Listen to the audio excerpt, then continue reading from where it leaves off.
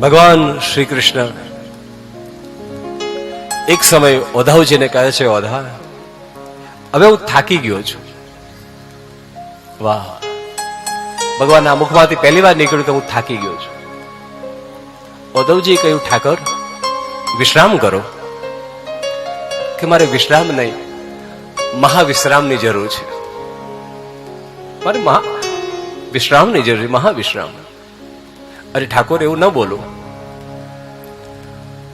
આપણે જાત્રા કરવા જઈએ, વિશ્રામ મળે.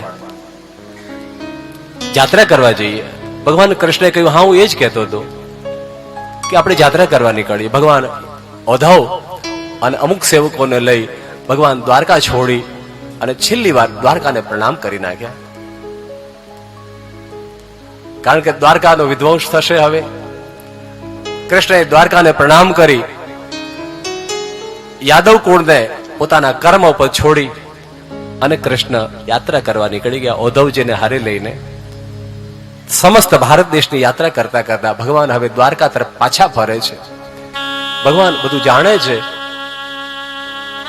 કે દ્વારકાની દશા શું થઈ હશે. આ બાજુ યાદવો અંદરો અંદર લડવા લાગ્યા સત્તા અને સંપત્તિ માટે. દ્વારકાના ઉપર કાળા વાદળો છવાઈ ગયા છે.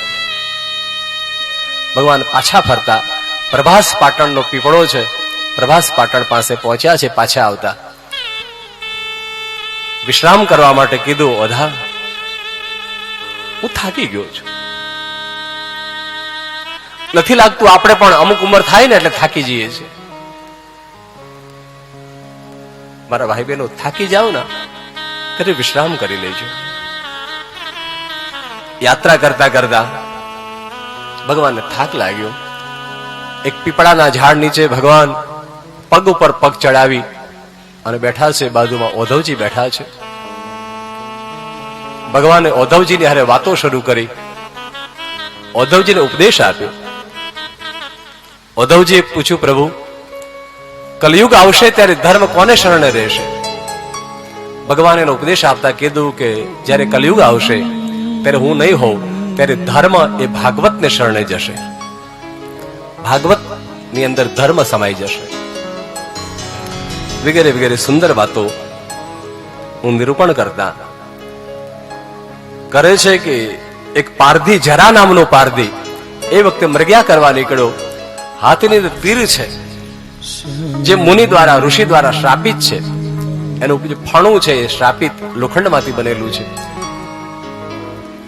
એક મૃગ ની પાછળ પારધી પડ્યો છે. એ મૃગ ભાગતું ભાગતું દોડતું દોડતું આગળ અને પારધી પાછળ પાછળ. પારસ પીપળો જ્યાં હતો એનાથી દૂર. પારધીએ નક્કી કર્યું કે અહીંથી બાણ મારી દો.